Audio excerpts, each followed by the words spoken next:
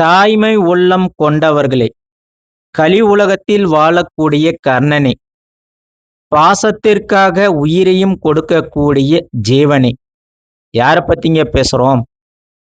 அன்பார்ந்த மீனம் ராசி அன்பர்களே, எல்லாம் எப்படி இருக்கிறீங்க? நீங்க நலமா இருக்கணும் அப்படின்னு சொல்லி நான் அந்த ஆண்டவனை பிரார்த்திக்கிறேங்க. சரி, என்னங்க இன்னைக்கு பார்க்க போறோம்? அதாவது மீன ராசிக்காரர்கள் வீட்டு பூஜை அறையில எந்தெந்த தெய்வங்களை வைத்து வழிபாடு செய்யும்போது வாழ்க்கையில நல்ல பேர், புகழ், பணம், செல்வாக்கு, குடும்பத்துல சந்தோஷம், கணவன் மனைவி அந்யோன்யம், உடல் ஆரோக்கியம், திருமண தடை, குழந்தை பாக்கியம் இது எல்லாம் கிடைக்கும். அதே போல எந்தெந்த தெய்வங்களை வணங்கக்கூடாது, ஏன் வணங்கக்கூடாது, காரணம் என்ன? அதே போல குலதெய்வத்தை வீட்டு பூஜை அறையில் வைத்து வழிபாடு செய்யலாமா? அதே போல இறந்தவங்களுடைய புகைப்படத்தை வீட்டு பூஜை அறையில் வைத்து வழிபாடு செய்யலாமா, செய்யக்கூடாதா? பரிகாரங்கள் என்ன? வழிபாட்டு முறைகள் என்ன? அதை பற்றி தான் இன்னைக்கு வீடியோவில் பார்க்க போகிறோம். சரிங்களா? சரி, மீனராசினா யாருங்க? இந்த காலபுருஷ தத்துவத்தில் 12 ராசிகளில் நீர் தத்துவத்தை அடிப்படையாக கொண்டு இருக்கக்கூடியவர்கள் தாங்க இந்த மீனராசிக்காரர். ரொம்ப பாசக்காரங்க. மீனராசிக்காரங்களை பொறுத்த வரைக்கும் இயல்பாகவே ரொம்பவே இலகின மனசுக்காரங்க, உணர்ச்சி வசப்படக்கூடியவங்க. ஒருத்த கஷ்டத்துல இருக்கிறானா அவனை பார்த்து ஐயோ இவனுக்கு அந்த நிலைமை, நம்மளால முடிஞ்சது ஏதாவது ஒன்று செய்யலாமே அப்படின்னு ரொம்பவே உணர்ச்சி வசப்படக்கூடியவங்க, பரிவு காட்டக்கூடியவங்க, இரக்கம் காட்டக்கூடியவங்க, மற்றவங்களுக்கு உதவி செய்யணும் அப்படின்னு இந்த பூமியில அதிகமாக நினைக்கக்கூடியவங்க 12 ராசியில உங்களை அடிச்சுக்க ஆளே கிடையாதுங்க மீனராசி அன்பர்களே. இது உண்மை, இதுதான் சரித்திரம். இது உண்மைனா கமெண்ட் பாக்ஸ்ல கமெண்ட் பண்ணுங்க மீனராசி அன்பர்களே. ரொம்ப கருணை மனசுங்க. அதே போல ஆன்மீகத்து மேல ரொம்பவே அதிகமாக ஈடுபாடு கொண்டவங்க. இவங்களை பொறுத்த வரைக்கும் கலை, இசை, ஆன்மீகம், தியானம், இந்த கனவு உலகத்துல மூழ்கி இருக்கிறது, இது எல்லாம் இவங்களுடைய இயல்புங்க. அதே போல பூமியில வாழ்றாங்கன்னா அடக்க ஒடுக்கத்தோட வாழணும்னு நினைக்கக்கூடியவங்க, ரொம்ப எளிமையா இருக்கணும்னு நினைக்கக்கூடியவங்க. ஆனா உள்ளுக்குள்ள ஆழமான சிந்தனை கொண்டவர்களும் நீங்க தாங்க. ஏன்னா அப்பேற்பட்ட மீனராசிக்காரர்கள் ரொம்பவே யதார்த்தமானவங்க. ஆனா உங்ககிட்ட பலவீனம் என்ன தெரியுங்களா? எளிதில ரொம்பவே ஏமாற்றப்படுவீங்க. அதை நீங்க தெரியும். ஆனா தெரிந்தாலும் அது தெரிஞ்சும் ஏமாந்துருவீங்க. கூட இருக்கிறவனே உங்களுக்கு துரோகம் செய்யறான்னு தெரிஞ்சாலும் விட்டு கொடுத்துருவீங்க. அது உங்க குடும்பத்துல உங்களுக்கு பின்னாடி இருக்கிறவங்க பாதிக்கப்படுறாங்க. சீக்கிரமா நம்பி ஏமாந்துடுறீங்க. அதே போல அடிக்கடிக்கு மனசு மாறுவீங்க. இப்படி இருக்கலாமோ, இல்ல அப்படியா இருக்குமோ அப்படின்னு மனசு மாறுறீங்க. ஒரு டெசிஷன் சரியா எடுக்க மாட்டீங்க. அதே போல உங்களுக்கு பதட்டம் வந்துருச்சுன்னா டெசிஷன் எடுக்க மாட்டீங்க. என்னடா செய்யலாம் அப்படின்னு கன்ஃபியூஷன்லயே இருப்பீங்க. அதே போல ஒருத்தன் வந்து உங்ககிட்ட பொய்ய சொல்றான்னா கூட நம்பிடுவீங்க. அது உண்மைதான் சொல்றான்பா அப்படின்னு சொல்லி ஏமாந்துருவீங்க. இந்த மாதிரி மீனராசிக்காரர்கள் பல பேரு உங்களுடைய மன நிம்மதி, பணம், பேர், புகழெல்லாம் இழந்திருப்பீங்க. உண்மைதானே? கண்டிப்பா இழந்திருப்பீங்க. கமெண்ட் பாக்ஸ்ல கமெண்ட் பண்ணுங்க. சரிங்களா? சரி, இப்படி இருக்கக்கூடிய மீனராசிக்கு அதிபதி யாருங்க? குரு பகவான். அப்ப குரு பகவான் ஒரு ராசியில இருக்கிறாங்கன்னாவே தர்மத்தை கடைப்பிடிக்கணும், நல்ல ஞானம் உண்டு, கல்வி, பக்தி, நீதி, நியாயம், இது எல்லாமே குரு பகவானுடைய அனுக்கிரகங்கள். சரிங்களா? அப்படி இருக்கும்போது இந்த மீனராசிக்காரர்கள் வீட்டு பூஜை அறையில எந்தெந்த தெய்வங்களை வைத்து வழிபாடு செய்யணும் அப்படின்றத பார்க்க போறோம். பொதுவா ஒரு வீடு அப்படின்னு எதுக்குங்க கட்டுறோம்? அதாவது இன்னைக்கு இருக்கிற காலகட்டத்துல வீடு கட்டுறாங்கன்னா ரொம்ப பிரம்மாண்டமா கட்டுறாங்க. நல்ல தியேட்டரோட, நீச்சல் குளத்தோட, நிறைய வசதிகளோடலாம் கட்டுறாங்க.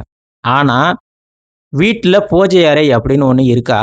கண்டிப்பா கட்டுறது கிடையாது.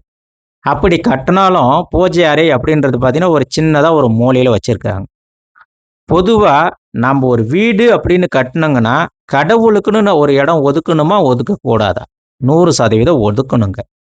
ஏன்னா, நாம்ப வாழும்போது இந்த வீட்டுல தீய சக்திகள் எதுவும் நம்பள அண்டாம இருக்க, தெய்வ சக்தி நம்பள பாதுகாக்கணும். அதனால தான் பெரியவங்க வீட்டுல பூஜை அறை அப்படின்னு ஒண்ணு வச்சாங்க. ஆனா சில மீனராசிக்காரர் சொல்லலாம், "நாம்பளே ஏற்கனவே வாடகை வீட்ல இருக்கிறோங்க. அது இருக்கிறதே 2 ரூமு. அதுல எங்கப்பா நாங்க பூஜை அறை வைக்கிறது?" அப்படின்னும் சில பேர் சொல்வீங்க. ஆனா இருந்தாலும் உண்மையாக இருக்கக்கூடிய, பக்தியாக இருக்கக்கூடிய சில பேர் இருக்கிற இடத்துல தெய்வத்திற்குன்னு ஒரு இடத்த ஒதுக்கி, அந்த இடத்துல தெய்வ ஃபோட்டோஸ வச்சு, ஒரு ஸ்கிரீன் மாட்டி சுத்த பத்தமா வழிபாடு செய்றவங்களும் இருக்கிறாங்க. அப்படி இருக்கும்போது மீன ராசிக்காரர்கள், குறிப்பா எந்த திசையில பூஜை அறை இருந்தா சிறந்தது அப்படின்னு பார்த்தீங்கன்னா, முக்கியமா கிழக்கு திசையில இருந்துச்சுன்னா, உங்களுக்கு மிகவும் சிறந்தது. நல்ல முன்னேற்றம் கிடைக்கும்.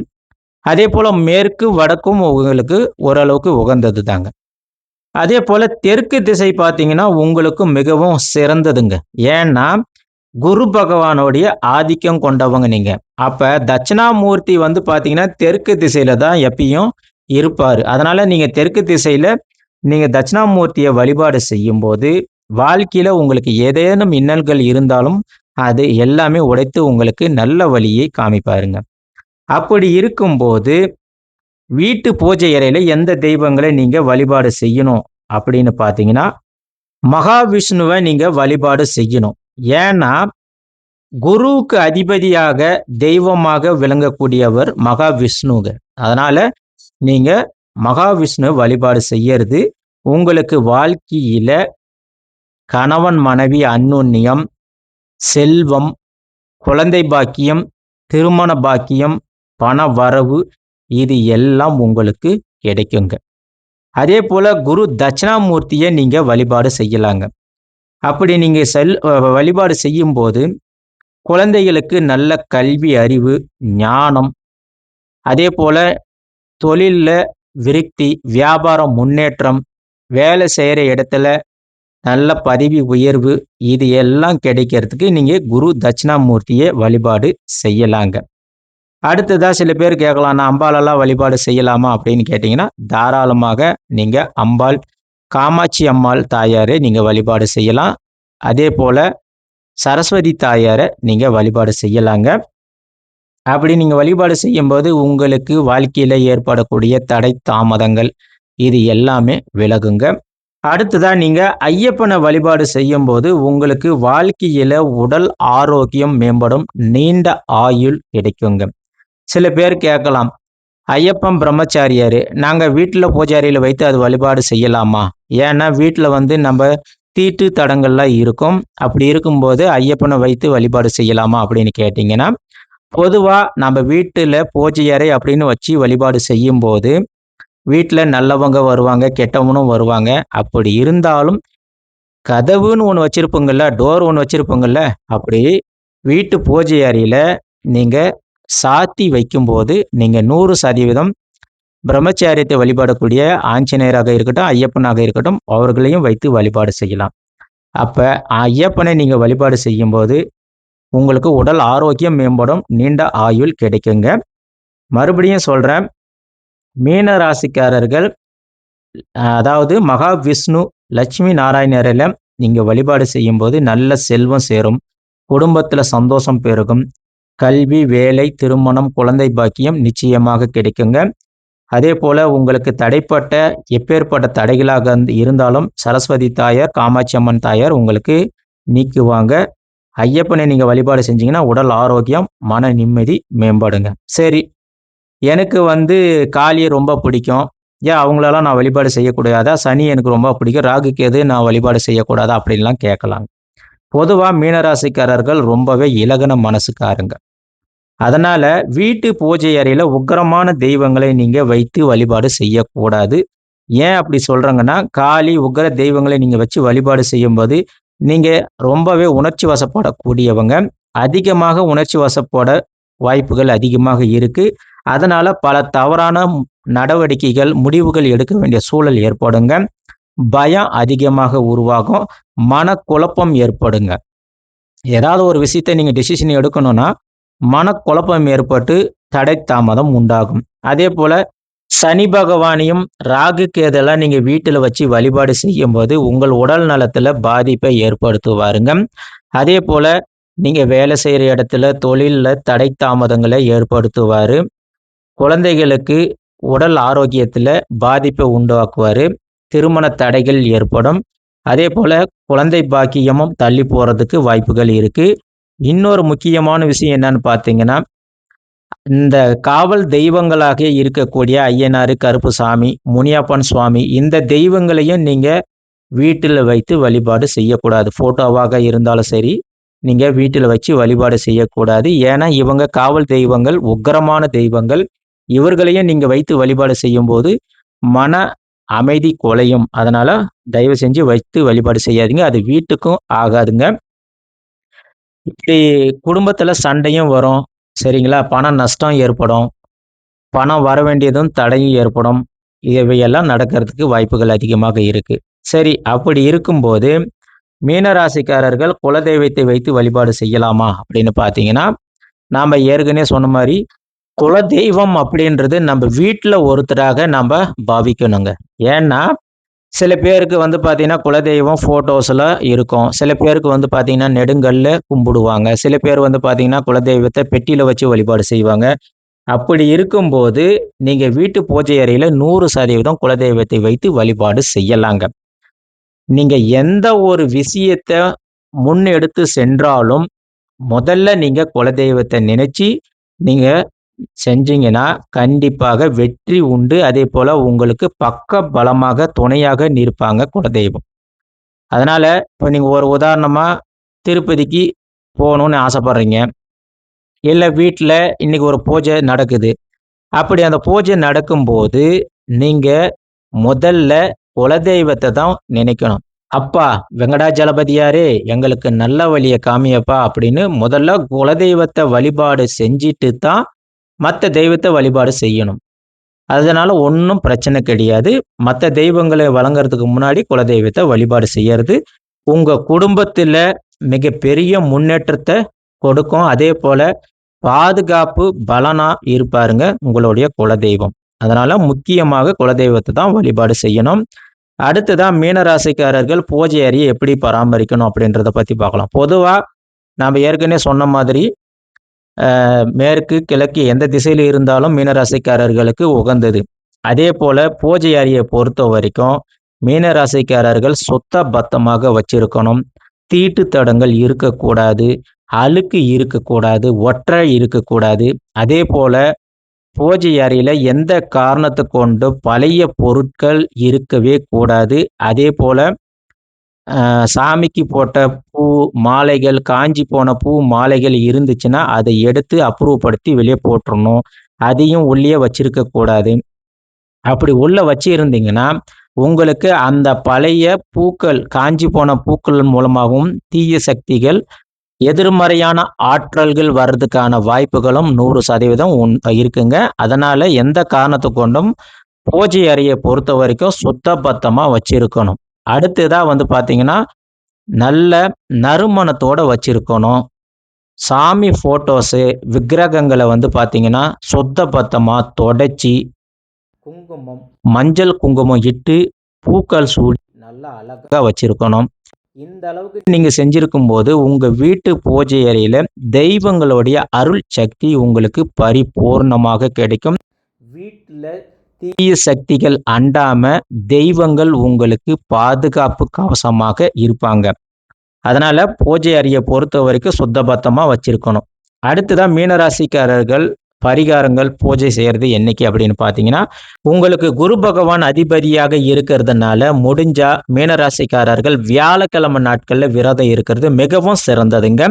அது மட்டும் இல்லாம குரு பகவானுக்கு மஞ்சள் பூ, மஞ்சள் துணி, செம்பருத்தி பூவு, கடலை பருப்பு, வாழைப்பூவு இவைகளை கொண்டு நீங்க குரு பகவானுக்கு வழிபாடு செய்யும்போது, உங்களுக்கு வாழ்க்கையில நல்ல முன்னேற்றம் எல்லாமே கிடைக்குங்க. அதேபோல ஏகாதசி அன்று விஷ்ணு பகவானுக்கு மாதத்துல வரக்கூடிய ஏகாதசியாக இருக்கட்டும், இல்ல பெருமாளுக்கு உகந்த நாட்கள்ல நீங்க விரதம் இருக்கிறது மிகவும் பாக்கியங்க. உங்களுக்கு எம்பெருமான் பணவரவு, செல்வாக்கு, பேர், புகழ் இவை எல்லாத்தையுமே உங்களுக்கு குடுப்பாருங்க. அதேபோல முடிஞ்ச வரைக்கும் சனிக்கிழமை நாட்கள்ல பெருமாள் ஆலயங்களுக்கு சென்று நீங்க நெய் தீபம் ஏற்றி வழிபாடு செய்யும்போது உங்களுக்கு உடல் ஆரோக்கியம் மேம்படுங்க. நீண்ட ஆயுள் கிடைக்குங்க. ஆகையால முடிஞ்ச வரைக்கும் வியாழக்கிழமை நாட்கள்ல குரு பகவானை வழிபாடு செய்யுங்க. சனிக்கிழமை நாட்கள்ல விஷ்ணு பகவானுக்கு, ஏகாதசி நாட்கள்ல வழிபாடு செய்யறது மிகவும் சிறந்ததுங்க. அதேபோல பெற்றோருடைய புகைப்படத்தை பூஜை அறையில் வைத்து வழிபாடு செய்யலாமா? அதாவது மீனராசிக்காரர்கள் கேட்கலாம். என்னைய பெத்த அப்பா, அம்மா தான் எங்களுக்கு முதல் தெய்வம். அவங்கள நாங்க பூஜை அறையில் வைத்து வழிபாடு செய்யலாமா அப்படின்னு கேட்டா, அது தவறு. அது குடும்பத்திற்கும் ஆகாதுங்க. ஏன்னா, இந்த பூமியில உங்க அப்பா, அம்மா சக மனிதனாக பிறந்து ஆசா, பாசம், கோபம், இன்பம், துன்பம், பொறாமை, நன்மை, தீமை இது எல்லாத்தையும் தாண்டி இவங்களுடைய ஆத்மா பிரிஞ்சிருக்குங்க. அதனால இவங்கள தெய்வத்தோட ஒப்பிட முடியாது. முடிஞ்சா வீட்ல இவங்களுடைய படத்த வடக்கு திசையில வைத்து தெற்க பார்க்குற மாரி வச்சு வழிபாடு செய்யறது உங்களுக்கு நல்லதுங்க. அது மட்டும் இல்லாம அமாவாசை நாட்கள்ல, திதி கொடுக்குற நாட்கள்ல, இறந்தவங்களுக்கு அ கும்பிடுற நாட்கள்ல நீங்க வழிபாடு செய்யும்போது உங்களுக்கு நல்ல நல்ல முன்னேற்றத்தையும், குடும்பத்துல சந்தோஷத்தையும் நிலைச்சு இருக்க பாதுகாப்பாக இருப்பாங்க. அதேபோல முக்கியமான விஷயம் என்னன்னு பார்த்தீங்கன்னா, மீன ராசிக்காரர்கள் எந்த காரணத்த கொண்டும் வீட்டுல பழைய படங்கள், உடைந்த, சேதாரம் அடைஞ்ச விக்கிரகங்கள், சாமி படங்கள் இருந்துச்சுன்னா, அத உடனே அப்ரூவ் படுத்துங்க. அது வீட்டுக்கு ஆகவே ஆகாதுங்க. ஏன்னா, அப்படி நீங்க வச்சு வழிபாடு செய்யும்போது உங்களுக்கு மன கஷ்டங்கள், தடை தாமதங்கள் இவையெல்லாம் ஏற்பட வாய்ப்புகள் இருக்கு. அதனால அந்த பழைய படங்கள், உடைஞ்ச போன படங்கள், விக்கிரகங்களை எடுத்துன்னு போயிட்டு ஆற்றுப்படுக்கையில விட்டுட்டு ஒரு கற்பூரம் ஏந்தி வழிபாடு செஞ்சுட்டு வர்றது மிகவும் நல்லதுங்க. ஆகையால மீன ராசிக்காரர்கள் பூஜை அறையில 100% குரு பகவானையும், விஷ்ணு பகவானையும், சரஸ்வதி தாயார், காமாட்சி அம்மன் தாயார் இவங்களையெல்லாம் வைத்து நீங்க வழிபாடு செய்யும்போது நல்ல செல்வாக்கு, பேர், புகழ் உங்களுக்கு குழந்தை பாக்கியம், திருமண பாக்கியம், வீடு, வண்டி, வாகனங்கள் வாங்குவதற்கான யோகம் இவை எல்லாமே கிடைக்குங்க. அதேபோல முடிஞ்ச வரைக்கும் வீட்டு பூஜை அறையில உக்கிர தெய்வங்களையும், சனி பகவான், ராகு, கேது இந்த தெய்வங்களை வைத்து வழிபாடு செய்யாதீங்க. நீங்க ஆலயங்களுக்கு சென்று வழிபாடு செய்யலாம். ஆனா வீட்டு பூஜை அறையில வைத்து வழிபாடு செய்யக்கூடாது. அப்படி நீங்க செஞ்சீங்கன்னா மன கஷ்டங்கள், துன்பங்கள் ஏற்பட வாய்ப்புகள் இருக்கு. இந்த வீடியோ பதிவு உங்களுக்கு பிடிச்சிருக்கும் அப்படின்னு நினைக்கிறேன். மறுபடியும் நம்ம ஒரு வீடியோ பதிவுல சந்திக்கலாம். இந்த வீடியோ பதிவு உங்களுக்கு பிடிச்சிருந்துச்சுன்னா உங்க ஃப்ரெண்ட்ஸுங்களுக்கு ஷேர் பண்ணுங்க. சரிங்களா? நன்றி. வணக்கம்.